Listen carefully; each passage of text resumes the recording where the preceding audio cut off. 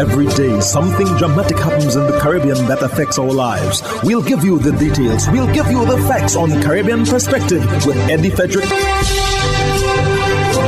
Host Eddie Frederick. So glad you can join us. The Bahamas sends police officers to Turks and Caicos to help with their crime challenge. This story takes the lead in today's edition of Caribbean Perspective for Friday, 14th October 2022. Details when we return. The hurricane season is now upon us, so we as Caribbean people need to remember to think safety and be prepared. Avoid venturing outside during a storm or hurricane, especially if there are strong winds. Rooftops and other debris are often blown about and can cause great damage.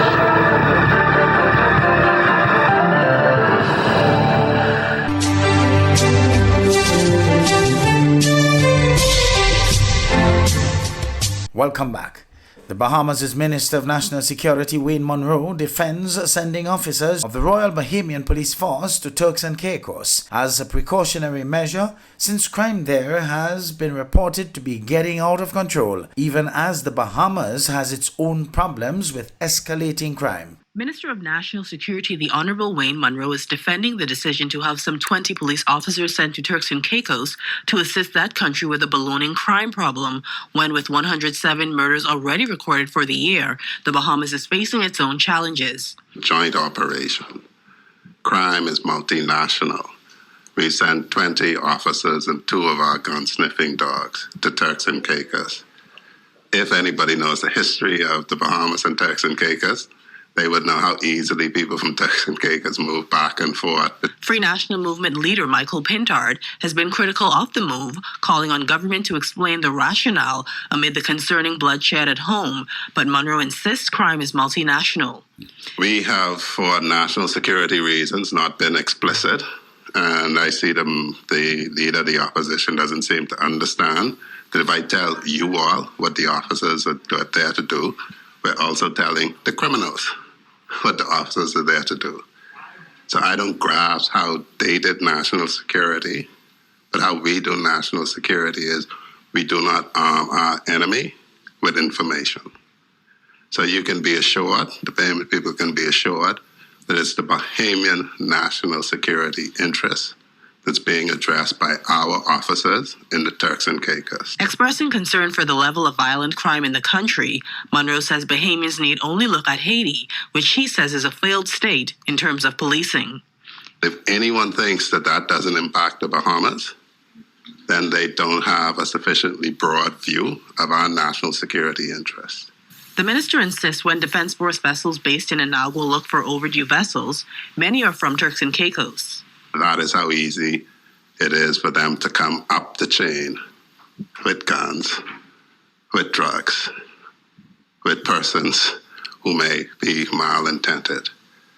As for the situation at home, Munro says government is expanding resources available to police officers and has increased vehicles. It is looking to increase weapons and has also added to manpower. For the Bahamas Tonight, I'm Cleopatra Murphy. Meanwhile, the Commissioner of Police in the Bahamas disagrees that the Bahamas is in a crisis of crime. More in this ZNS News item. Well, on the issue of crime, be he the victim or the perpetrator, one young man after another has been killed here in the Bahamas. Still, the man shouldering much of the task of keeping the country safe disagrees with the notion that the Bahamas is in a crisis. Needless to say, he is concerned. But we won't be able to stop all the murders from occurring. But we're just asking the young men down their weapons. Commissioner of Police Clayton Fernandez responds to reporters in the face of the country's troubling crime rate that has been marked by an increasing number of fatal shootings in recent days. The latest, the slaying of a 40-year-old man at the farmers market, Blue Hill Road. Fernandez comments, though, flying in the face of efforts to prevent this year's homicides from reaching triple digits. When asked if he was disappointed that goal was not realized, the commissioner acknowledged he was, but he also noted that there's clear-cut plan moving forward. We continue to go after those same individuals that are wanted. The office are empty. At some point, you will see my executive team they are on the street as well. We're going to clear house. We also reaching out to our reserve officers who are assisting across the board, and even our law enforcement partners at the Royal Bahamas Defence Force who continue to assist us. But will that itself be enough to reduce the fear index that has gripped many? The commissioner offered this rationale. The murders that are occurring, the individuals know their target. I just want Bahamian people to know.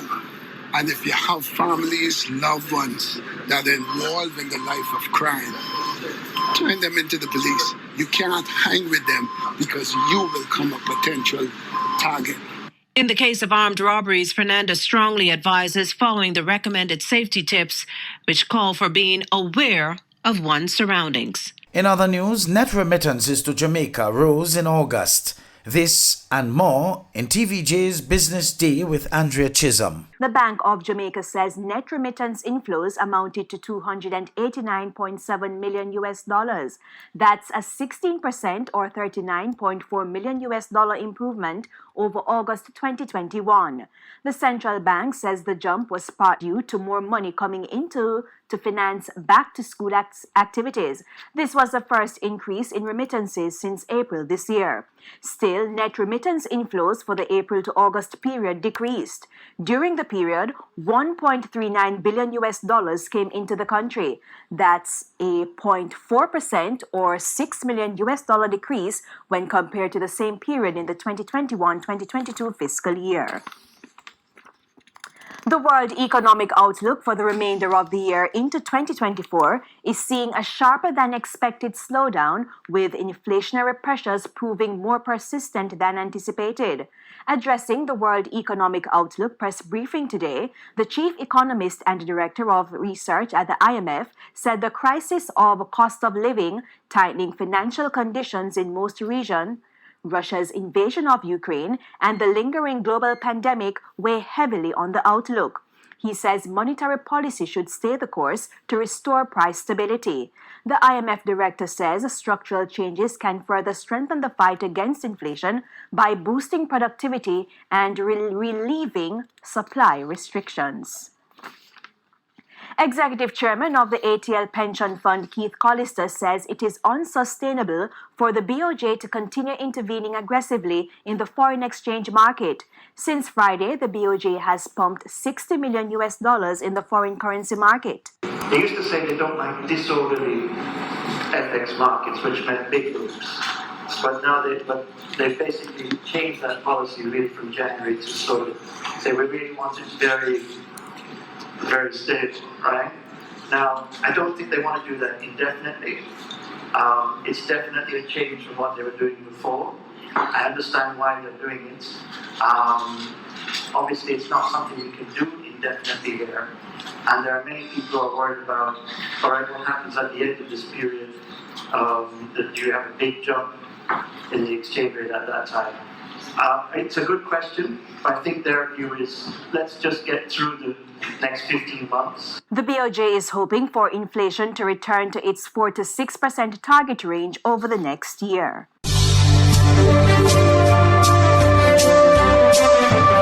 You're listening to Caribbean Perspective with Eddie Frederick.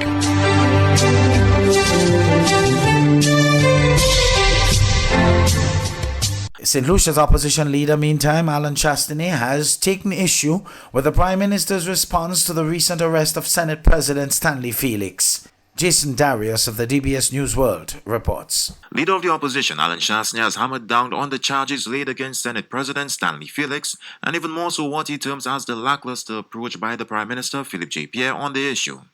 The opposition leader says the Prime Minister should have hastened his approach to addressing the matter. I was intrigued by the Prime Minister's statement on the afternoon.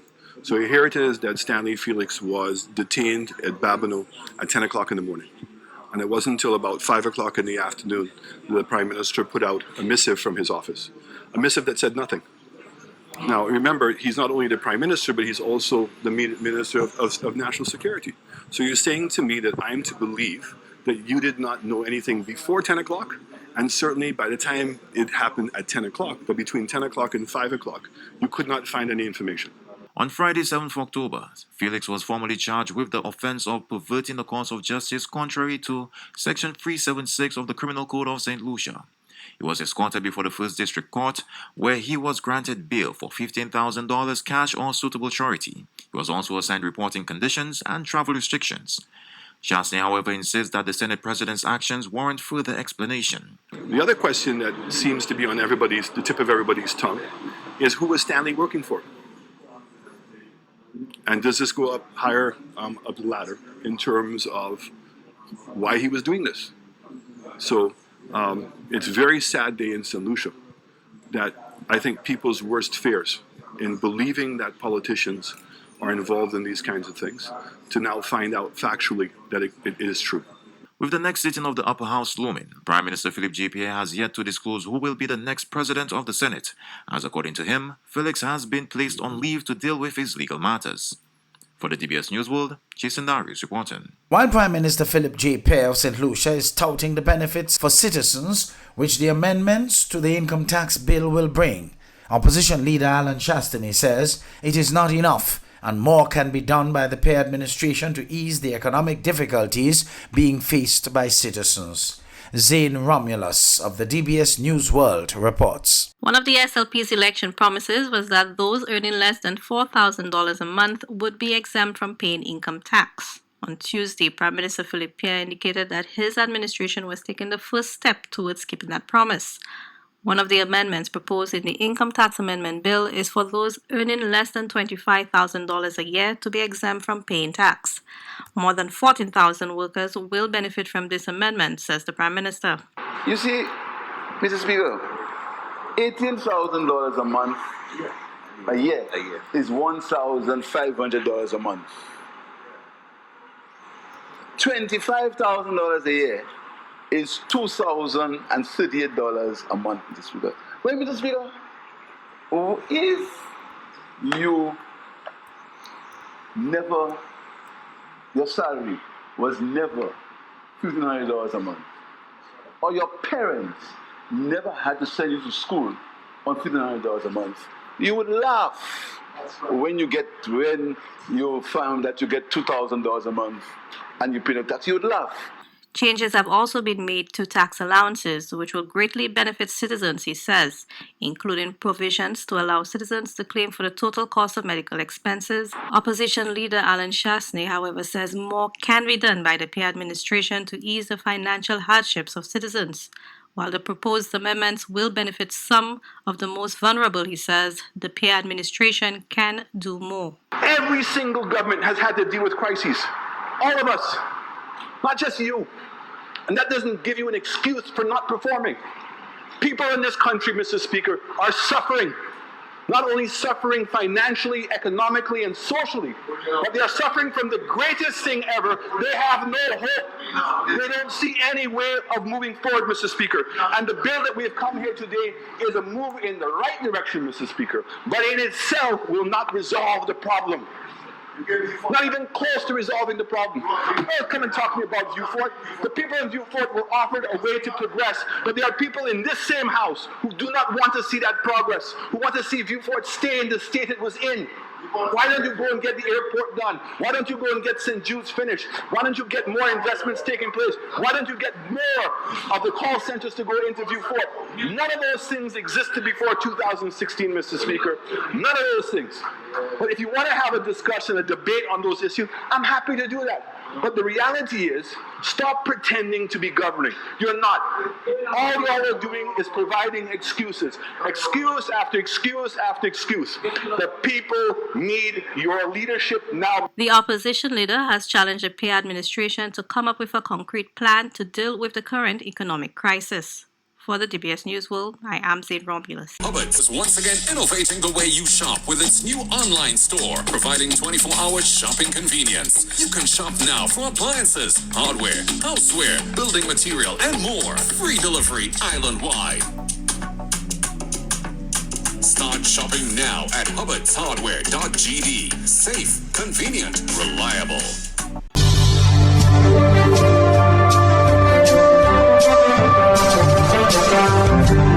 Hi am Eddie Frederick, wishing you a restful weekend. This has been Caribbean Perspective, a whole new approach to highlighting developments in the Caribbean. In the meantime, please continue to log on to CaribbeanPerspective.com for more daily news and more.